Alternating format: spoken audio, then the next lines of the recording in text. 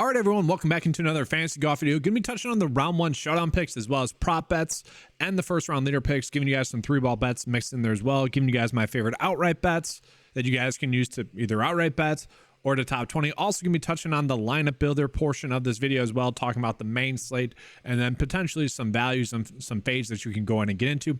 With that, let's go in and get into it.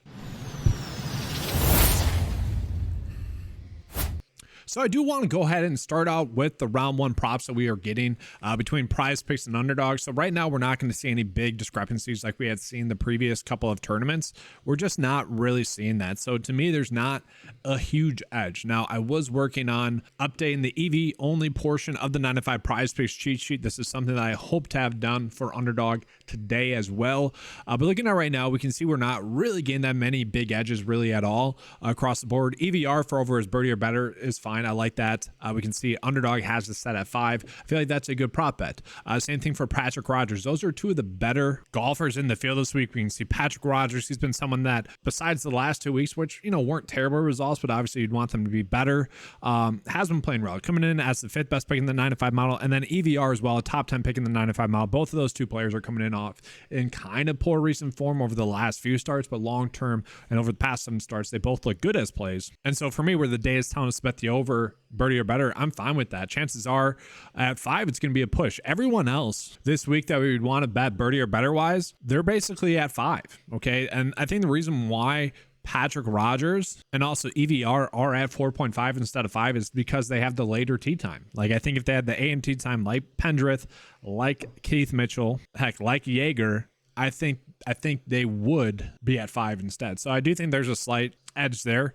And that kind of leads me into my next point. Let's go into the showdown picks here for round one. It's that for round one showdown, we are already going to see that the data seems to like the AM golfers a little bit more. So what we can do is go to early tee time, click that in, and we're going to see which golfers are going to give us the best percent likelihood to give us a first round lead. Now, this is something I tweeted out on the 9-to-5 Golf Twitter account as well. Make sure to be checking that out, okay? Basically, all those same golfers that are popping up into this, okay? We can be targeting the golfers that have a good round one tee time.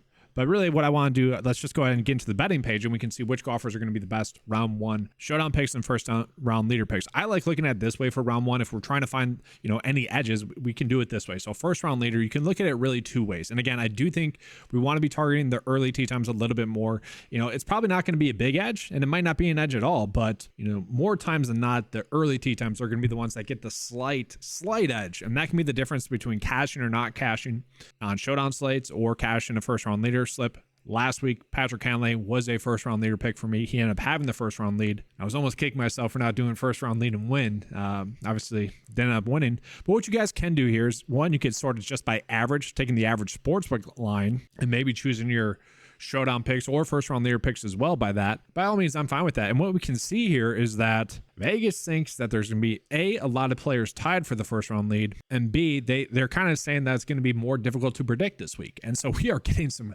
great lines on some first round leader picks. For showdown purposes, what we can do is just take a peek at the rank and just sort it by rank here. And so really, I'm fine with betting Finau, Thorburn, Hogard, all for first round lead. I like Keith Mitchell as well. I actually don't mind the idea of Justin Lauer, who has the earliest tee time, but really all those picks are going to be good picks for us, both first round leader wise and showdown round one picks as well. And what I want to do for round one showdown purposes, I went ahead and I uploaded a slightly different projection where I just, any golfer that had the AM tee times, I gave them a 5-point fantasy bump to their original projections. And so these are the players that I have the most exposure to right now in round one. And you're going to see it echoed, and those are the players that I'm already naturally ending up on. The one player that I personally am probably going to bump down is Victor Perez, maybe a little bit of S.H. Kim. I don't feel the need to go out of my way to target those guys, but you guys get a good sense of the players that we're pulling in for round one showdown by targeting the AM only tee times. And then real quickly, just getting into some round one 3-ball bets. You know, these are up to you guys to decide whether or not you agree with them being good prop bets. It's really up to you guys. So, for your guys' purposes here, I want to call out that, you know, someone like this, Thomas Dutry, 44% matchup odds. So this is his percent likelihood to both win that group, but also tie within that group as well. So we can see whether or not that's a good prop bet. So I can pull this up here, Thomas Dutry, you know, to see how everyone else compares in his group. And so we can see he has the best likelihood compared to Thomas Dietrich, Ryan Palmer, and Roger Sloan. This is something that, in the long term has been a source of profitability. It's up to you guys whether or not you want to use them. It can be a grind. I want to call that out. Jorge Campillo, I actually don't mind for his round one bet. He's someone that has been playing better. Rayo is someone that everyone seems to like this week. I don't mind him. Justin Suh, I'm kind of okay with him as well. Davis Thompson's a popular name this week, but I don't mind Patton Kazire. That would be one I'd want to stay away from. But just want to call this out to you guys. We have some pretty decent bets there. So if you want to run these out, by all means, go for it. And in terms of like payouts, well, you guys can see them, right here. And then let's shift and get into my favorite outright bets. So this is something that I do put out in the weekly write-up. It's the deep dive. Again, it's really strange how little love this gets for, someone that's been, doing this for like 8 years now, and really, doing well for the past 8 years. But looking at right now, I find this extremely interesting. So hopefully a lot of you guys are familiar with this. This is going to be a list of the golfers that the data would say are the best outright bets over the past 2 years now, like which golfers are most likely to win. So Tony Finau, that makes sense. If you guys wanted to just run one bet on Tony Finau, I'm fine with that. That's actually what I did last year. Just the only outright bet I had was Tony Finau. Obviously, that worked out. Kind of lucky as well. That reminds me, I need to do my one and done pick, and I don't know who I'm going to do just yet. Probably going to be Tony Finau again. We'll see. But what I find interesting, Mark Hubbard popping up in there. He's not someone I would have thought would have been a good outright bet, but he has been playing pretty darn well in the PGA Tour. 5 straight made cuts. We can see he has played this tournament before, and I do think that's going to be a source of predictability as golfers that have played this course before. And then Taylor Pendrith as well. 2 players that I wasn't really considering for outright bets, and I still don't think I'm going to end up there, but it does somewhat make sense. The players that I did choose to go out of my way to outright bet: Keith Mitchell, Jaeger, Patrick Rogers, Emiliano Grillo, and Toasty. I still need to get that name down. I'm someone that needs to hear it, and I just haven't looked up his name just yet. And so again, just kind of showing you guys maybe the best bets you can make for those specific players. Let's talk about Grillo. So I like to do this because maybe you don't want to bet someone outright. Obviously, this year has been a weird year in terms of outright predictability. Most would say it hasn't been good. Really, besides Wyndham Clark, we haven't had any like predictable outright winners thus far this season. And so right now, I do like the odds that we are getting on Grillo. You can get him 33-1 on FanDuel to win. You can see a discrepancy there as well between and BetMGM, William Hill. Those discrepancies should not be occurring, okay?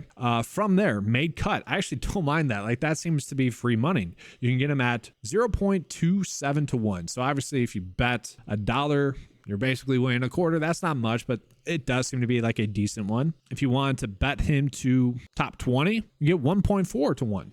Those are decent odds as well. He's one of the better golfers in the field. I don't mind that. Now, Jaeger is going to be one of those golfers that has just been playing so well. He's eventually going to get a win. It just seems like it. When you play this well for so long, you're going to have 1 week where everything comes together and it pops. I don't mind him as an outright bet. 25-1 on FanDuel. Typically speaking, guys, FanDuel has given us the best odds. I don't mind that. You could run him for a made cut. Honestly, again, like on DraftKings, 0.26-1. It's not the best, but does kind of seem like a free bet for someone that has been playing extremely well, and for someone that has played well on this track in the past. He's kind of coming in checking all the boxes, so I do think he's a great outright bet choice. Now, Keith Mitchell, I kind of want to call out, and I'll just pull him up here with the write-up here. You guys can see he doesn't have any course history, but he is an insanely good stat fit, actually the best stat fit in the field. So that's why I think he's worth looking at for an outright bet. And actually, you're going to see Patrick Rogers, EVR, and Toasty in there as well, where, they're all pretty good plays across the board, and that's why I'm kind of okay ending up on them as outright bets. And so for me, that the fact that we can get Keith Mitchell as the best staff in the field, again, doesn't have course history, but we can get him at 25-1 on BetMGM. That feels like a very good line that we are getting. And he is someone where maybe you didn't want to run him out to win. Maybe you bet him to top 5. You can get him 2.5-1, or I don't know. I feel weird. Like, I don't know how many international people I have in here, like non-American bettors. Like, it feels weird, including William Hill, Sky Bet, Bet365, Bovada. Like, I don't know. It feels weird. There's also more in there that you guys can choose from. Circa, Sky Bet. I like to concentrate on the first 3 because I think that's where the information applies to the most people. So 2.5-1, BetMGM feels like a pretty good bet for Keith Mitchell's a top 10. I don't mind that. Rogers, I like the odds on him as well. 35-1 feels like a very good number for him. Again, we are getting some pretty good odds, and you see a top 10, 3.5-1, that feels pretty good. Alejandro Toasty, I think that's his name. 66-1 for BetMGM. Again, a very good line. He had a good finish at this tournament last year. Has been trending in the right direction thus far this season. Feels like a pretty good bet. And then for what's worth, I do like Justin Lauer, who has made 4 straight, I think it's 5 straight cuts on the PGA Tour now, just playing well. Do you need to bet him outright? No, but I will say 200 to 1 on FanDuel is somewhat interesting. And again, I'll just pull him up here on the right up here, like 64th place finish at this tournament last year. Yeah, 4 straight made cuts. We can see the key stats, like nothing great here. At the same time, not terrible. Recent form, top 20 in the field, and we're getting him at 200 to 1. Like, that is crazy value to me. Again, not going to win, but at the same time, if the trend continues where he would be more random, but at the same time, where more random winners have been winning, I think we can make a strong case for him. The real reason why I wanted to call him up is because maybe it's someone you can bet to top 20. Maybe it's someone you guys could bet to top 40. I feel like that's the route that I would want to go if that market is out there for you guys. So top 20, you can get him at 4.5 to 1. I don't mind that. Like, he is someone that I do expect to make the cut. So I did just want to call that out as well. Now let's go ahead and get into more of the weekly nuances. We're going to get into the fades or just ownership in general. And so getting into it right now, I will say extremely interesting that Tony Finau is coming in as high owned as he is. I thought with the pricing that DraftKings did, people wouldn't get there as much, but he is kind of the clear-cut top choice. At the same time, we're going to see if I scroll down here, and it really depends how you guys want to look at it. You could look at it versus Vegas rank. You could look at versus the 9 to 5 odds or the average leverage rank. What I like to do is I actually like to scroll down here. Grillo is going to be the top leverage play this week, which is crazy. Like Wyndham Clark at the AT&T Pebble Beach Pro-Am was one of the best leverage plays. Patrick Cantlay last week was a solid leverage rank play. And it is crazy that he's popping up that much as the best leverage play. And it makes sense. Like when you look at it in this regard, between Finau and Holgard, their ownerships, and even really everyone, he is by most measures the second best pick this week. Emiliano Grillo, given his course history, given how well he's been playing, given his stat fit, and he's coming in as one of the lowest owned players on the high tier, on that top end pricing. So he's already a player that I've naturally been trying to go out of my way to roster. And so highly encouraging that not only my data, but also the Vegas data is telling us he is currently being massively undervalued. And that's why he's coming in as the top leverage play currently. Okay. From there, we can see KH Lee is kind of coming in a little bit lower owned. Olsen is actually a little bit lower owned than he should be as well. Jaeger, like given the safety that he has, it kind of makes sense why he's coming in lower owned. Patrick Rogers, all decent plays. Looking at the golfers that are coming in over owned, and I don't really see any big movers in terms of golfers that are over owned. Like Jonathan Vegas, I get it. Like he'd be the one player where it's like, okay, what's going on there? But no, it makes sense. GPP wise, I get why players or people would want to take the risk with him. Maybe not in 10% of your builds, but maybe 5%. Same thing with Cameron Champ. Sam Stevens as price is a logical play as well. 11%, yeah, that's probably a little bit too high. The data's telling us no moves needed, which is the day's way of saying if you're on him at 11% or then you don't have to change. You shouldn't change. At the same time, if you're not on him, it's telling us we don't need to do anything by that. One player that I'm surprised by, Chris Gotterup, telling us to fade him. Okay, not a good play at his ownership, 9%, about 10% there. So yeah, it seems to be a little bit too high. Jake Knapp, same thing with Sam Stevens. If he's someone that you're on, don't change it, but he's not someone you should jump on as a play. I do want to call Justin Lauer as well because he is someone that is actually coming in slightly overowned, but it does make sense. Like he's a player that I'm ending up on. I'm a little bit surprised at his pricing with Tony Finau's price that he is not chalk, to be honest with you, because if you're playing Tony Finau at about 30% of builds, to me, Justin Lauer, kind of the clear-cut mispriced play this week, like in terms of probably going to make the cut, should be 10 plus, especially compared to all those other names I just listed. Like him compared to Gotterup or Smalley, I get it, they're good GPP plays. He probably, again, given the pricing, he probably should be higher owned. And another player that, again, I get it. I'm not saying he's a great play, but Scott Piercy made 4 straight cuts in a row, hasn't played thus far in 2024. That's why he's this low price. But I think had he just played in 2024, he would be $2,000 more expensive. And this is, again, something I put up in the 9 to 5 write-up. And he's also played this tournament twice and made the cut twice. Like he's actually coming in as a pretty good play as the 61st pick in the 9 to 5 model, which has price tag to get someone like that, should be able to make the cut. And another kind of GPP play that I don't mind, Kevin Daughtry. What the heck? I want to say Daughtry, obviously because of the band. I think he's a good GPP play, like especially compared to like Chris Gotterup. It's a play that makes sense. So although the data's not exactly telling us to get on those plays, ownership wise, I think I like them as good leverage spots. And then for the same reason why some of those other players, Smalley, again, good play, Gotterup, I'm fine with it. But for the same reasons that they're kind of pulling in some ownership, Patton Kazire should also be pulling in some ownership. He's a very good stat fit. You know, you look at his name, kind of name value wise, it sticks out like a sore thumb given his pricing. You take away his last 2 starts, I think everyone would be rostering him. And the last 2 starts he's made have been more difficult tournaments. So again, he's someone that does make a good play. Now let's go ahead and get into the lineup process for you guys. And what I want to do is I just want to run a normal kind of build, 20 lineups right now, just to see. I'm going to put 3 unique players in and max exposure of 35%, just to see what it spits out to me, to show you guys maybe what the most optimal build is. And so right now it's Sunless Jaeger, which I'm fine with. I think Jaeger is a phenomenal play this week. Seems to be a little bit lower price than he should be. EVR is a very good play as well. He's someone I've naturally ended up on a decent amount. And then Sam Stevens, the field likes him, the data likes him. Again, I get it. Michael Kim at a price range where I personally haven't ended up on too much. And that's, maybe there's something to that. Like, the data likes the fair and balanced build a little bit more. I kind of like the riskier build a little bit more. So what I want to do is, again, referencing the 9-to-5 write-up again, I want to get these players. I want at least one of those players, Finau or Grillo or Jaeger, into all of my builds.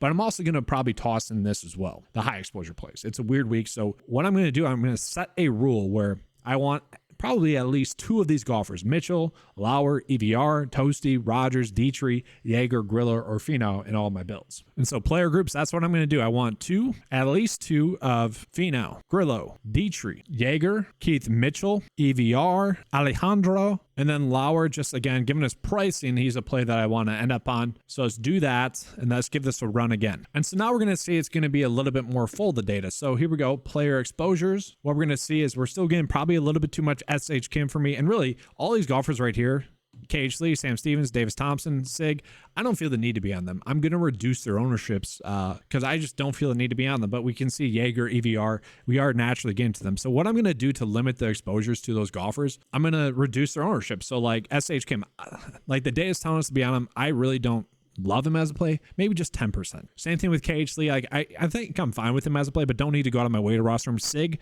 5%. Sam Stevens, let's go 15. Let's just go even weight, 11.3 with the field. Let's go even weight with him. McNeely, again, don't feel the need to roster him this week. Let's go even with the field. Nate Lashley is a very popular name this week in terms of outright bets. I've noticed. I'd be surprised if he comes in this low on. Carson Young, another player that I just don't need to go out of my way to roster. So let's generate this now that we corrected some things just to see. Davis Thompson, someone I want to get out as well, and Michael Kim. Let me redo that real quick. Davis Thompson, 10%, and then Michael Kim as well, 10%. So we're going to generate, going to be a little bit better here. So now naturally it's going to give me better exposures, but it really wants to do with this kind of fair and balanced approach. And so to me, there is a little bit more nuances in the build process this week. And so what I think I'm going to do here is anyone that's a mid-exposure play, I'm going to bump up about 5 for their fantasy score to tell the data I want to be on these golfers. And then for the low exposure, I'm going to bump up about 3 fantasy points. And then the lower exposure plays, I might set a rule where maybe a max of one of them, but I'm going to bump up their fantasy exposure probably, or their fantasy score about 2 as well. But to me, this range, the mid-exposure range, is like the GPP range. Like Cameron Champ, Vegas, Gim, they're all good GPP plays. Hogard, good GPP play. And so that to me is where I'm going to do some more nuanced things. Maybe when a lineup includes Tony Finau, I have one of Lauer, Scott Piercy. Maybe that's the way I go about doing it. And just out of curiosity, let's just do 150 lineups. Again, I'm going to do more to this. I don't feel the need though, just as an FYI, to like cap the max exposure or to make chalk builds as well. The chalk is somewhat spread out. Like Tony Finau, it's concentrated on, and then from there, it does feel pretty spread out. And just as an FYI, when we do run out 150 lineups, it does become a little bit better in terms of the golfers that I would want to be on. Again, like these golfers right here, probably going to reduce my exposures to them. I don't need to be on them that much. That's something I'm going to more do on the back end. But that's going to be all for this video. Thank you guys for watching. Make sure to hit that like and subscribe button. Trying to get to 500 subscribers. Maybe we can do that this week. I doubt it, but maybe next week. I do appreciate that. If you guys want to access some of the tools that you saw in this video, head on over to 9to5sports.com. Available for $10 a month. Thanks for watching. As always, let's keep cashing.